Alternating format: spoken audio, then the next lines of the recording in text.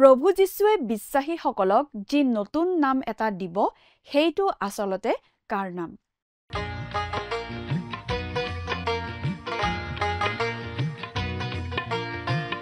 আজিৰে পবিত্ৰ ক্ষণতে উজলি উঠা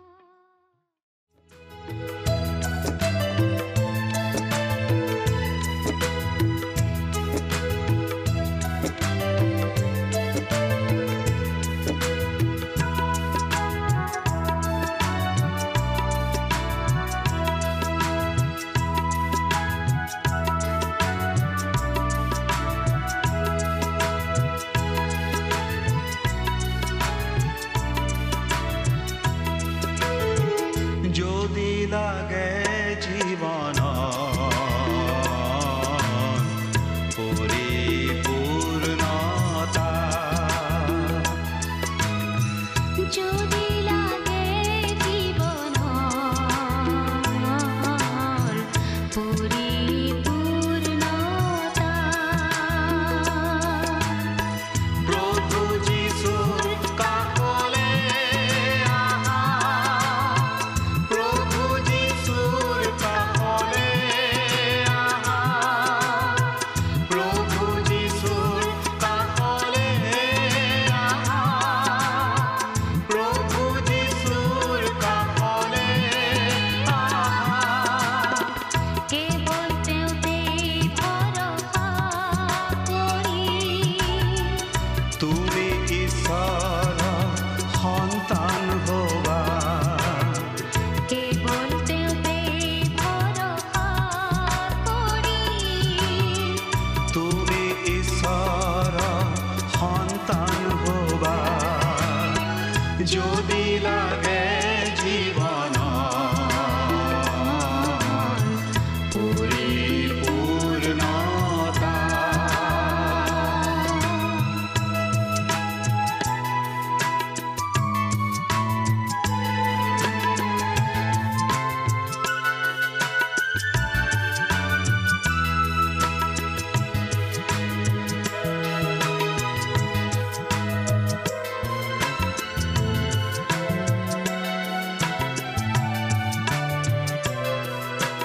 পুৰণি জীৱনৰ পংকিলতা দূৰ কৰিব তুমি নতুন হবা তেওঁৰ প্ৰেমৰ বাণী বিলাবলে জ্ঞান বুদ্ধি আৰু সাহস পাবা পুৰণি জীৱনৰ পংকিলতা দূৰ কৰিব তুমি নতুন হবা তেওঁৰ প্ৰেমৰ বাণী বিলাবলে জ্ঞান বুদ্ধি আৰু সাহস পাবা যদি লাগে জীৱন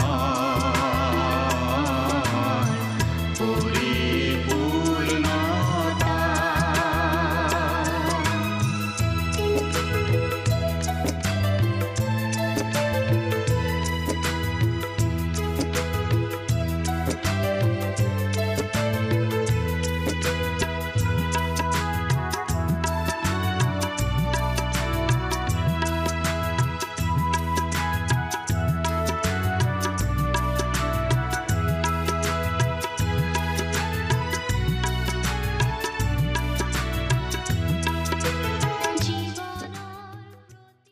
নমস্কাৰ আমাৰ ভক্তিবচন অনুষ্ঠানলৈ আপোনাক স্বাগতম জনাইছো খ্ৰীষ্টীয় বিশ্বাসী লোকসকলৰ বাবে বিশেষভাৱে প্ৰস্তুত কৰা এই ভক্তিবচন অনুষ্ঠানটো হৈছে বাইবেল অধ্যয়নৰ ধাৰাবাহিক অসমীয়া অনুষ্ঠান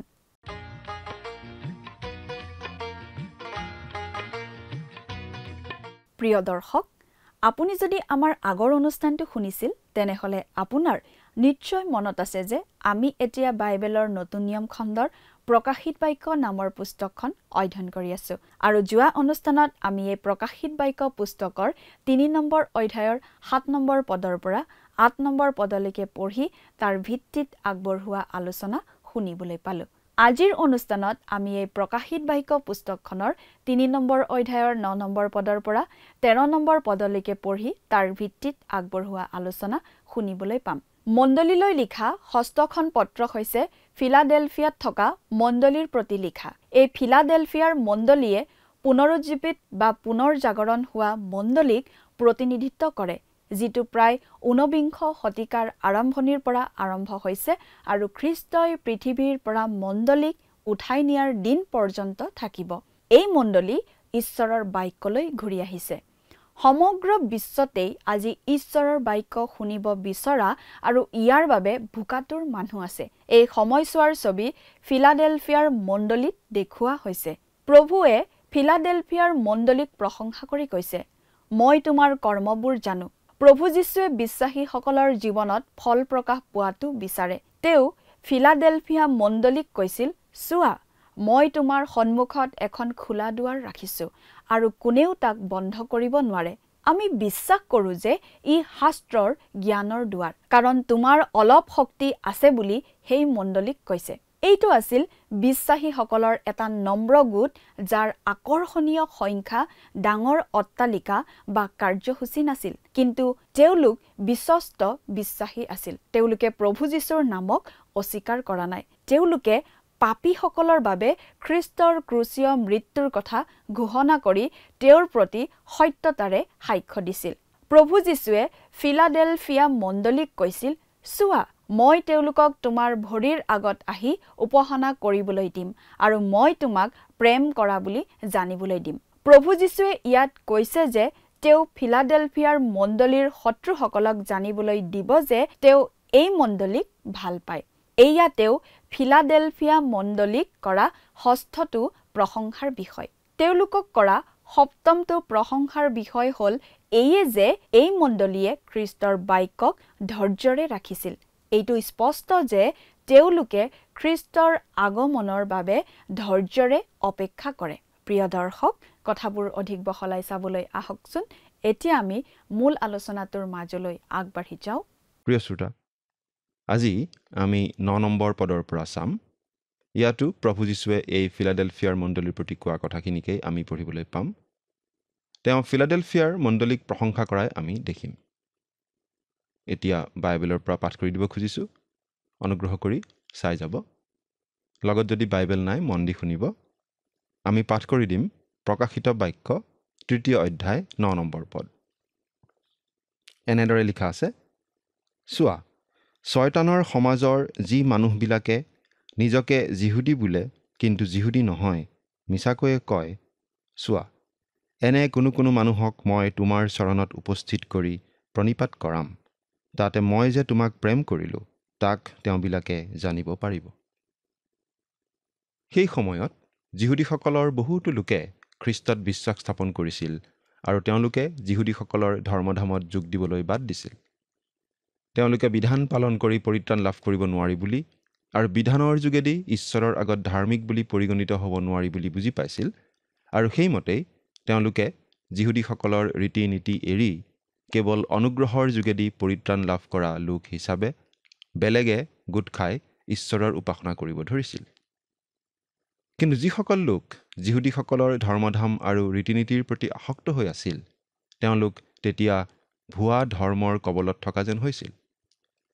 পাচনি পৌলে এই বিষয়ে এনেদৰে কৈছিল, কিন্তু ঈশ্বৰৰ বাক্য যে বিফল হৈ পৰিল এনে নহয়, কিয়নো ইছৰাইলৰ পৰা হোৱা সকলোৱেই যে ইছৰাইল এনে নহয়। ৰোমিয়া 9 অধ্যায় 6 নম্বৰ পদ। তেওঁলোক আচলতে আৰু প্ৰকৃত যিহুদী নহয়। খ্ৰীষ্টক গ্ৰহণ কৰা লোকসকলকহে তেওঁ প্ৰকৃত যিহুদী বুলি গণ্য কৰিছিল।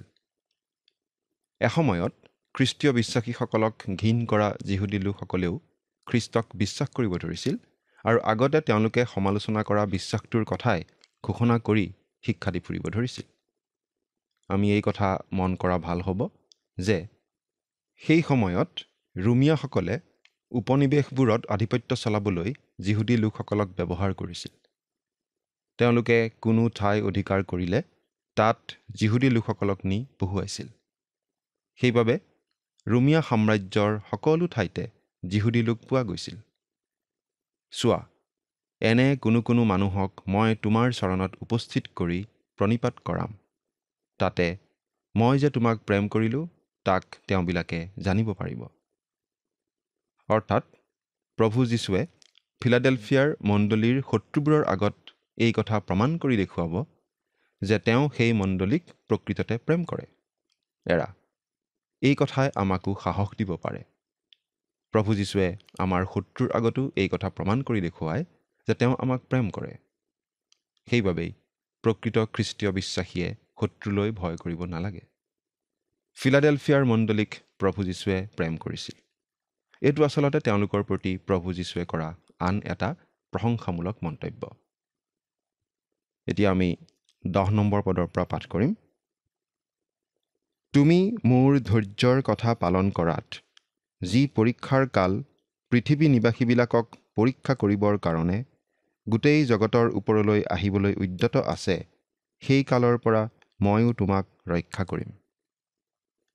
এয়া তেওঁলোকৰ প্ৰতি প্ৰভু যীশুৱে কৰা আন এটা প্ৰশংসামূলক মন্তব্য। তেওঁলোকে ধৈৰ্যেৰে খ্ৰীষ্টৰ বাক্য পালন কৰি আহিছিল। সেই ধৈৰ্য বাৰু আচলতে কি? প্ৰভু যীশুৱে নিজৰ লোকসকলক অৰ্থাৎ প্ৰকৃত খ্ৰীষ্টীয় বিশ্বাসীসকলক এই পৃথিৱীৰ পৰা উত্তোলিত কৰি নিবৰ বাবে যে আহিব, সেই দিনটোলৈ তেওঁলোকে ধৈৰ্য ধৰি অপেক্ষা কৰি আছিল। এই বিষয়ে আমি বাইবেলৰ পৰা পাঠ কৰি দিব খুজিছোঁ। প্ৰভুৱে তোমালোকৰ হৃদয়ক ঈশ্বৰৰ প্ৰেম আৰু খ্ৰীষ্টৰ ধৈৰ্যৰূপ পথত চলাওক। 2 থিছালনিকিয়া 3 নম্বৰ অধ্যায় 5 নম্বৰ পদ। আজিৰ খ্ৰীষ্টীয় সমাজত এই বিষয়টোৱে যথেষ্ট গুৰুত্ব পাই আহিছে। প্ৰভু যীশুৰ পুনৰ আগমনৰ বিষয়টো লৈ আজিকালি নতুন উৎসাহ, নতুন উদ্দীপনা সৃষ্টি হোৱা আমি দেখিবলৈ পাইছোঁ। পৃথিৱীৰ সকলো পিনেই এইটো আমি দেখিছোঁ, শুনিছোঁ। প্ৰভু যীশু আকৌ আহিব তেওঁৰ নিজৰ লোকসকলক এই পৃথিৱীৰ পৰা উঠাই লৈ যাবলৈ। এই কথাটো আমি মনত ৰখা উচিত আৰু তাৰ পৰা আমি নতুন নতুন সাহস, নতুন আশা লাভ কৰা উচিত। তুমি মোৰ ধৈৰ্যৰ কথা পালন কৰাত। আমি বিশ্বাস কৰোঁ ঈশ্বৰে আজিও ধৈৰ্য ধৰি আছে। তেওঁৰ বাক্যক অৱহেলা কৰা, তেওঁৰ প্ৰতি অৱজ্ঞা কৰা, তেওঁৰ কথা তাচ্ছিল্য কৰা এই জগতখনৰ প্ৰতি তেওঁ এতিয়াও ধৈৰ্য প্ৰদৰ্শন কৰি আছে। আমি বাইবেলত নোহৰ দিনৰ কথা পঢ়িছোঁ। নোহৰ দিনত ঈশ্বৰৰ বাক্য লিপিবদ্ধ ৰূপত নাছিল। তেওঁলোকৰ হাতত আজিৰ দৰে বাইবেল নাছিল। কিন্তু তথাপি ঈশ্বৰে সেই কালৰ মানুহখিনিক দণ্ড বিহিছিল। তেওঁলোকৰ আগত ঈশ্বৰৰ বাৰ্তা কোৱা লোকো নাছিল সেই সময়ত। কিন্তু আজি আমাৰ হাতত ঈশ্বৰৰ বাক্য আছে লিপিবদ্ধ ৰূপত। বাইবেলেই সেই বাক্য।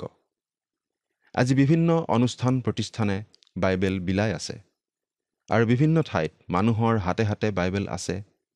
বিভিন্ন ঠাইৰ লোকে বিচাৰিলে বাইবেল পাব পাৰে। ইচ্ছা কৰিলে আন ঠাইৰ পৰা আনি পঢ়িব পাৰে। তথাপি পৃথিৱীখনে ঈশ্বৰৰ বাক্যক গুৰুত্ব দিয়া নাই। কিন্তু তথাপি ঈশ্বৰে এতিয়াও ধৈৰ্য ধৰি আছে। ফিলাডেলফিয়াৰ মণ্ডলীয়ে ঈশ্বৰৰ বাক্য বিশ্বাস কৰিছিল। যি পৰীক্ষাৰ কাল পৃথিৱী নিবাসীবিলাকক পৰীক্ষা কৰিবৰ কাৰণে গোটেই জগতৰ ওপৰলৈ আহিবলৈ উদ্যত আছে, সেই কালৰ পৰা ময়ো তোমাক ৰক্ষা কৰিম। খ্ৰীষ্টই তেওঁৰ মণ্ডলীৰ প্ৰতি দিয়া এই চূড়ান্ত উদগনিমূলক কথাটো হৈছে এইয়ে যে তেওঁৰ বিশ্বাসী লোকসকলে মহাক্লেশৰ দিনৰ পৰা ৰক্ষা পাব। মহাক্লেশৰ আগে আগে এই পৃথিৱীৰ পৰা মণ্ডলীক উঠাই লৈ যোৱা হ'ব। 1 থিছালনিকিয়া 4 নম্বৰ অধ্যায় 13 পৰা 18 পদত আমি এই কথা পঢ়িবলৈ পাওঁ। এই কথাটো খ্ৰীষ্টীয় মণ্ডলীৰ বাবে বিশেষ সান্তনা আৰু আশাৰ বিষয়। বাইবেলত আমি এনেদৰে পঢ়িবলৈ পাওঁ। আৰু পৰম ধন্য আশা সিদ্ধিলৈ আৰু মহান ঈশ্বৰ আৰু আমাৰ ত্ৰাণকৰ্তা যীশুখ্ৰীষ্টৰ প্ৰতাপৰ আবিৰ্ভাৱলৈ যেন অপেক্ষা কৰি থাকোঁ, সেই অনুগ্ৰহে এনে শিক্ষা আমাক দিছে। খ্ৰীষ্টীয় মণ্ডলীয়ে ধৈৰ্য ধৰি এই দিনটোৰ কাৰণে বাট চাই আছে। মণ্ডলীয়ে বিশ্বাস আৰু ধৈৰ্যৰ যোগেদিয়েই সেই বিশেষ প্ৰতিজ্ঞাৰ উত্তৰাধিকাৰী হৈছে। আকৌ বাইবেলত এনেদৰে লিখা আছে, আৰু এলেহুৱা নহয়, যি মানুহ বিশ্বাস আৰু চিৰসহিষ্ণুতাৰ দ্বাৰাই প্ৰতিজ্ঞাবোৰৰ উত্তৰাধিকাৰী হ'ল সেই মানুহৰ অনুকাৰী হোৱা। এই আমাৰ মনোবাঞ্ছা। ইব্ৰী 6 নম্বৰ অধ্যায় 12 নম্বৰ পদ। মণ্ডলীয়ে ভয়ানক দুখ ক্লেশেৰে ভৰা মহাক্লেশৰ দিনলৈ অপেক্ষা কৰা নাই, কিন্তু প্ৰভু যীশুৰ আগমনৰ দিনটোলৈহে অপেক্ষা কৰি আছে।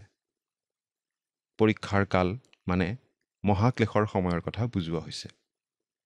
এইটো গোটেই বিশ্বজুৰি ঘটিব। এই প্ৰকাশিত বাক্যৰ 4 নম্বৰ আৰু 5 নম্বৰ অধ্যায়ত প্ৰাৰম্ভিক কথাখিনি কোৱাৰ পাছত 6 নম্বৰ অধ্যায়ৰ পৰা 19 নম্বৰ অধ্যায় পৰ্যন্ত আমাক এই মহাক্লেশৰ বিষয়ে জনাই দিয়া হ'ব। এই মহাক্লেশ গোটেই পৃথিৱীতে হ'ব আৰু সেই সময়ত পৃথিৱীত থকা লোকসকলক এনেদৰেই প্ৰভু যীশুৱে পৰীক্ষা কৰিব। সেই কালৰ পৰা ময়ো তোমাক ৰক্ষা কৰিম। তেওঁ সেই আহিবলগীয়া বিপদৰ পৰা, সেই দুখ ক্লেশৰ পৰাও ৰক্ষা কৰিব আৰু আনকি সেই ভয়ানক সময়ৰ পৰা, সেই কালৰ পৰা খ্ৰীষ্টীয় বিশ্বাসীক উদ্ধাৰ কৰিব বুলি ইয়াত জনাই দিছে। গতিকে এইটো হৈছে সম্পূৰ্ণ উদ্ধাৰ বা পৰিত্ৰাণ। তেওঁ কৈছে, সেই কালৰ পৰা মই তোমাক ৰক্ষা কৰিম। অৰ্থাৎ তেওঁ কৈছে, সেই কালৰ পৰা মই তোমাক আঁতৰাই ৰাখিম। গতিকে আমি ক'ব পাৰোঁ যে খ্ৰীষ্টীয় মণ্ডলীয়ে কেতিয়াও সেই মহাক্লেশৰ মাজেৰে পাৰ হৈ যাব নালাগে। আমি বিশ্বাস কৰোঁ এতিয়া মণ্ডলীত ফিলাডেলফিয়াৰ মণ্ডলীৰ যুগটো চলি আছে আৰু এই পৃথিৱীৰ পৰা মণ্ডলীক উত্তোলিত কৰি নিনিয়া পৰ্যন্ত সেই যুগটো চলি থাকিব। এই মণ্ডলীয়েই এই পৃথিৱীৰ পৰা উত্তোলিত হ'ব। ইয়াৰ পাছত আৰু এটা মণ্ডলীৰ কথা আমি পাম আৰু সেইটো হৈছে লাইডেকিয়া মণ্ডলী। সেই মণ্ডলী আচলতে এটা অনুষ্ঠান আৰু সেই অনুষ্ঠান পৃথিৱীত থাকি যাব। অৱশ্যে সেই মণ্ডলীৰ প্ৰতিও প্ৰভু যীশুৱে এটা সুন্দৰ আমন্ত্ৰণ আগবঢ়াইছে আৰু আমি বিশ্বাস কৰোঁ সেই লাইডেকিয়া মণ্ডলীৰো অনেক লোকে খ্ৰীষ্টলৈ ঘূৰিব আৰু সেই বিশেষ দিনত পৃথিৱীৰ পৰা উত্তোলিত হ'ব। কিন্তু এই পৃথিৱীত মহাক্লেশ চলি থকা সময়ত এটা মণ্ডলী থাকি যাব। সেই মণ্ডলী হৈছে বিশ্বাসত খহি পৰা ধৰ্মভ্ৰষ্ট হোৱা মণ্ডলী, লাইডেকিয়া মণ্ডলী। ইয়াত এই কথা জনাই দিয়া হৈছে যে তেওঁ এই পৃথিৱীৰ পৰা তেওঁৰ বিশ্বাসী লোকসকলক লৈ যাবলৈ আহিব। ফিলাডেলফিয়া মণ্ডলীক তেওঁ এই প্ৰতিজ্ঞা কৰিছে যে সেই মণ্ডলী মহাক্লেশৰ সন্মুখীন হ'ব লগা নহয়। গতিকে পৃথিৱীত মহাক্লেশৰ দিন অহাৰ আগে আগে মণ্ডলীক পৃথিৱীৰ পৰা খ্ৰীষ্টই উঠাই লৈ যাব। খ্ৰীষ্টই মণ্ডলীক কৈছে, 11 পদ চাওক, মই বেগাই গৈছোঁ, তোমাৰ কিৰীটি যেন কোনেও নলয়, এই কাৰণে তোমাৰ যি আছে তাকে ধৰি ৰাখা। মই বেগাই গৈছোঁ। বেগাই মানে তেওঁ অতি সোনকালে আহিব বুলি বুজোৱা নাই, কিন্তু হঠাতে আহিব আৰু নিশ্চিতভাৱে আহিব, এনেকুৱা এটা মনোভাৱ প্ৰকাশ পাইছে। তেওঁ হঠাতে আহিব আৰু কোনেও গম নোপোৱাকৈ আচম্বিতে আহিব। তেওঁ অনতিপলমে আহিব বুলি কোৱা হোৱা নাই, কিন্তু তেওঁ সোনকালে আহিব মানে হঠাতে আচম্বিতে আহিব বুলি বুজোৱা হৈছে। এই বিশেষ প্ৰতিজ্ঞাই মণ্ডলীৰ আশা। খ্ৰীষ্টীয় মণ্ডলীয়ে আচলতে মহাক্লেশৰ সময়লৈ বাট চাই থকা নাই। আমি মহাক্লেশৰ সন্মুখীন হ'ব লাগিব বুলি বাইবেলত আমাক কোৱা হোৱা নাই, কিন্তু প্ৰভু যীশুৰ আগমন যিকোনো সময়তে হ'ব পাৰে বুলি সাজু হৈ থাকিবৰ কাৰণেহে আমাক সজাগ কৰি দিয়া হৈছে। ফিলাডেলফিয়াৰ মণ্ডলীয়ে বুজায় বৰ্তমানৰ পুনৰ জাগৰিত মণ্ডলীক, ঈশ্বৰৰ বাক্যৰ প্ৰতি মন ঘূৰোৱা মণ্ডলীক। আৰু এই মণ্ডলীকেই প্ৰভু যীশুৱে এই পৃথিৱীৰ পৰা উত্তোলিত কৰি লৈ যাব। সেই মণ্ডলী হৈছে প্ৰভু যীশুৰ প্ৰকৃত মণ্ডলী, প্ৰকৃত খ্ৰীষ্টীয় বিশ্বাসীসকলৰ সমষ্টি। এই মণ্ডলী কোনো স্থানীয় মণ্ডলী বা কোনো বিশেষ সম্প্ৰদায়ৰ মাজত সীমাবদ্ধ নহয়, কিন্তু পৃথিৱীৰ সকলো পিনে সিঁচৰতি হৈ থকা প্ৰকৃত খ্ৰীষ্টীয় বিশ্বাসীৰ সমষ্টিয়েই হৈছে এই মণ্ডলী। তেনেকুৱা প্ৰকৃত খ্ৰীষ্টীয় বিশ্বাসী সকলো পিনে আছে। আমি কল্পনা কৰিব নোৱাৰা ধৰণে সকলো পিনে সিঁচৰতি হৈ আছে। এই কথা আমাৰ বাবে বুজিবলৈ টান হ'ব পাৰে, কিন্তু সেইটোৱেই সত্য। মুঠতে আমি মনত ৰখা উচিত, প্ৰভু যীশুখ্ৰীষ্ট এদিন আহিব আৰু এই পৃথিৱীৰ পৰা তেওঁৰ প্ৰকৃত বিশ্বাসীসকলক উঠাই লৈ যাবহি। আমি যদি তেওঁৰ প্ৰকৃত বিশ্বাসী, তেনেহ'লে আমিও তেনেদৰে উত্তোলিত হ'ম। এয়েই আমাৰ আশা আৰু দুখ ক্লেশৰ সময়ত সান্তনাৰ বিষয়। এই পৃথিৱীৰ পৰা প্ৰকৃত বিশ্বাসীসকলক উত্তোলিত কৰি নিয়াৰ পাছতহে পৃথিৱীত মহাক্লেশৰ আৰম্ভণি হ'ব। প্ৰকৃত খ্ৰীষ্টীয় বিশ্বাসীসকলক সেই মহাক্লেশৰ সময়ৰ পৰা প্ৰভু যীশুৱে ৰক্ষা কৰিব। এই কথা তেওঁ অতি স্পষ্টভাৱে জনাই দিছে। 12 নম্বৰ পদটো পঢ়িম। যিজনে জয় কৰে তেওঁক মোৰ ঈশ্বৰৰ মন্দিৰত থকা স্তম্ভস্বৰূপ কৰিম। তাতে তেওঁ আৰু কেতিয়াও বাহিৰলৈ নাযাব, আৰু তেওঁৰ ওপৰত মোৰ ঈশ্বৰৰ নাম আৰু মোৰ ঈশ্বৰৰ নগৰ যি নতুন জেৰুজালেম স্বৰ্গৰ পৰা মোৰ ঈশ্বৰৰ ওচৰৰ পৰা নামিব, তাৰ নাম আৰু মোৰ নিজৰ নতুন নাম লিখিম। আজি ফিলাডেলফিয়াত 2টা স্তম্ভ আছে। এটা হৈছে বাইজেণ্টাইন মণ্ডলীৰ, সেইটোৰ কথা ইয়াত নিশ্চয় কোৱা হোৱা নাই। কিন্তু পাহাৰৰ দাঁতিত আৰু এটা স্তম্ভ আছে। সেইটো ডাঙৰ ডাঙৰ গছ কিছুমানৰ মাজত প্ৰায় ঢাক খাই আছে। আচলতে পাচনি জোহনৰ দিনৰ প্ৰকৃত স্মৃতিচিহ্ন সেই স্তম্ভটোহে। যিজনে জয় কৰে তেওঁক মোৰ ঈশ্বৰৰ মন্দিৰত থকা স্তম্ভস্বৰূপ কৰিম। ফিলাডেলফিয়া চহৰখন ধ্বংস হৈ গৈছিল, কিন্তু সেই মণ্ডলীৰ চিন হিচাপে স্তম্ভটো এতিয়াও আছে। তাতে তেওঁ আৰু কেতিয়াও বাহিৰলৈ নাযাব, আৰু তেওঁৰ ওপৰত মোৰ ঈশ্বৰৰ নাম আৰু মোৰ ঈশ্বৰৰ নগৰ যি নতুন জেৰুজালেম স্বৰ্গৰ পৰা মোৰ ঈশ্বৰৰ ওচৰৰ পৰা নামিব, তাৰ নাম আৰু মোৰ নিজৰ নতুন নাম লিখিম। এয়ে হৈছে খ্ৰীষ্টীয় বিশ্বাসীজনৰ পাছপৰ্ট আৰু ভিছা, যাৰ সহায়ত খ্ৰীষ্টীয় বিশ্বাসীজনে স্বৰ্গ আৰু নতুন পৃথিৱীৰ সকলো ঠাইতে অবাধে চলাফিৰা কৰিব পাৰিব। খ্ৰীষ্টীয় বিশ্বাসীসকল হ'ব স্বৰ্গৰ নাগৰিক, আৰু সেয়ে হ'ব তেওঁলোকৰ পাৰপত্ৰ। ঈশ্বৰে তেওঁৰ নাম খ্ৰীষ্টীয় বিশ্বাসীসকলক দিব, আৰু সেইটো নতুন নাম যেন হ'ব, কাৰণ সেয়া হ'ব খ্ৰীষ্টীয় বিশ্বাসীসকলৰ বাবে এটা নতুন ধৰণৰ অভিজ্ঞতা। 13 নম্বৰ পদটো পঢ়ি দিছোঁ। মণ্ডলীবিলাকলৈ আত্মাই যি কথা কৈছে, যাৰ কাণ আছে তেওঁ তাক শুনক। প্ৰতিটো খ্ৰীষ্টীয় মণ্ডলীলৈ প্ৰভু যীশুৱে শেষত এই বুলি কৈ বাৰ্তাটোৰ সামৰণি মাৰে, যাৰ কাণ আছে তেওঁ শুনক। প্ৰিয় শ্ৰোতা, আপুনি প্ৰভু যীশুৰ বিষয়ে শুনি আহিছে। প্ৰভু যীশুৱে কোৱা কথাও শুনি আহিছে, বিশেষকৈ আমাৰ এই ভক্তিবচন অনুষ্ঠানৰ যোগেদি। কিন্তু আপুনি প্ৰকৃত অৰ্থত শুনিছেনে? আপোনাৰ আত্মিক কাণেৰে এবাৰ চিন্তা কৰি চাওকচোন। ঈশ্বৰে আপোনাক আশীৰ্বাদ কৰক। আমেন।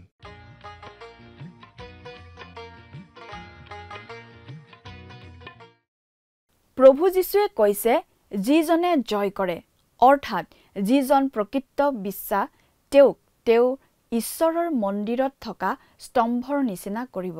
তেওঁৰ ওপৰত ঈশ্বৰৰ নাম আৰু ঈশ্বৰৰ নগৰৰ নাম লিখিব।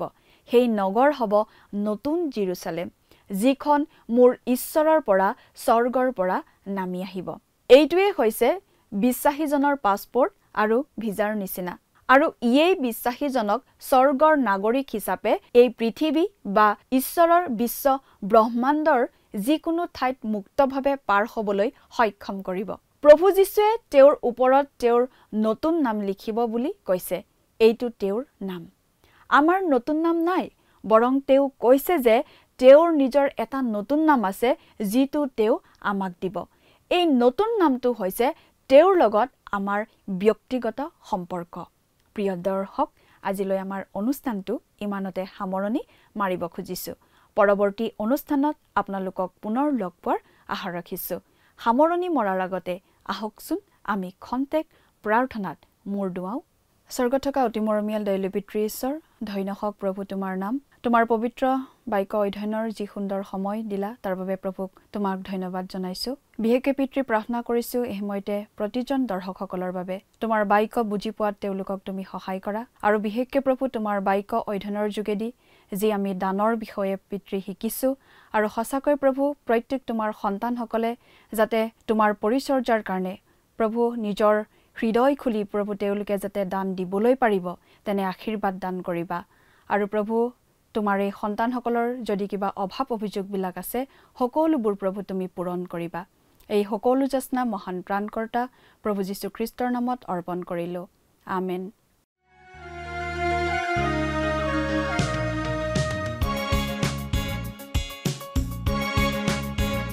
কেতিয়াবা নিৰলে বহি চাইছানে এবাৰ ভাবি কেতিয়াবা নিৰলে বহি চাইছানে এবাৰ ভাবি ক'ৰ পৰা আহিছা আৰু ক'লৈনো যাবাগে তুমি ক'ৰ পৰা আহিছা আৰু ক'লৈনো যাবাগে তুমি তোমাৰ জীৱনৰ লক্ষ্যণ কি কেতিয়াবা নিৰলে বহি চাইছানে এবাৰ ভাবি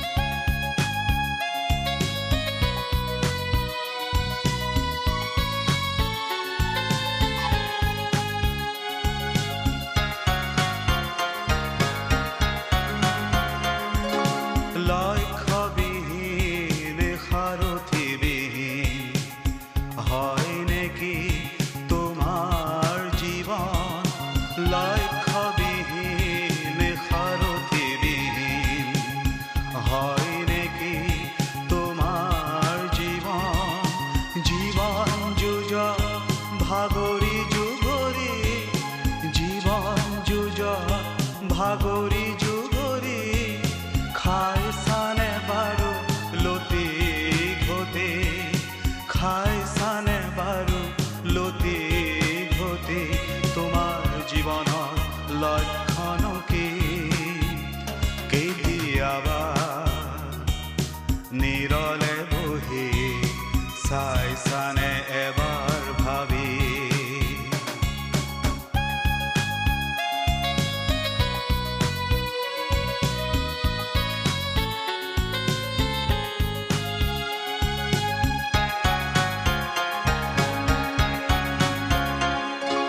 যিচুতেই জীৱনৰ অৰ্থ পাবা জীয়াই থকাৰো পাবা প্ৰেৰণা অজ্ঞান এন্ধাৰ আঁতৰ কৰি দিব তোমাক তেওঁ নতুন গীতি অজ্ঞান এন্ধাৰ আঁতৰ কৰি দিব তোমাক তেওঁ নতুন গীতি তোমাৰ জীৱনৰ লক্ষ্যণ কি কেতিয়াবা নিৰলে বহি চাইছানে এবাৰ ভাবি ক'ৰ পৰা আহিছা আৰু ক'লৈনো যাবাগে তুমি ক'ৰ পৰা আহিছা আৰু ক'লৈনো যাবাগে তুমি তোমাৰ জীৱনৰ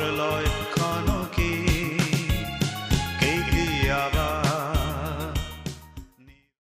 যোৱা অনুষ্ঠানৰ প্ৰশ্নটোৰ শুদ্ধ উত্তৰটো হৈছে অপশ্যন বি ভাতৃপ্ৰেম আজিৰ অনুষ্ঠানৰ ওপৰত আধাৰিত প্ৰশ্নটো হৈছে শাস্ত্ৰই প্ৰকৃত যিহুদী বুলি কাক বুজাইছে অপশ্যন এ সুন্নত কৰাসকলক অপশ্যন বি যিহুদী জাতিত জন্মগ্ৰহণ কৰাসকলক অপশ্যন চি খ্ৰীষ্টক গ্ৰহণ কৰাসকলক অপশ্যন ডি যিহুদা বংশৰ লোকসকলক প্ৰিয় দৰ্শক আজিৰ প্ৰশ্নৰ সঠিক উত্তৰটো আজি সন্ধিয়া 6 বজাৰ আগেয়ে আপোনাৰ নাম আৰু সম্পূৰ্ণ ঠিকনাৰে সৈতে আমালৈ 7429840242 নম্বৰত SMS নাইবা WhatsApp যোগে প্ৰেৰণ কৰক প্ৰিয় দৰ্শক, আপুনি যদি আমাৰ এই অনুষ্ঠানৰ যোগেদি আশীৰ্বাদপ্ৰাপ্ত হৈছে আৰু আমাৰ লগত কথা পাতিবলৈ বিচাৰিছে বা আপোনাক প্ৰাৰ্থনাৰ সহায়ো পৰামৰ্শ লাগে, তেন্তে আমালৈ 7429840242 এই নম্বৰত পোনপটীয়াকৈ ফোন কৰিব পাৰিব। ধন্যবাদ।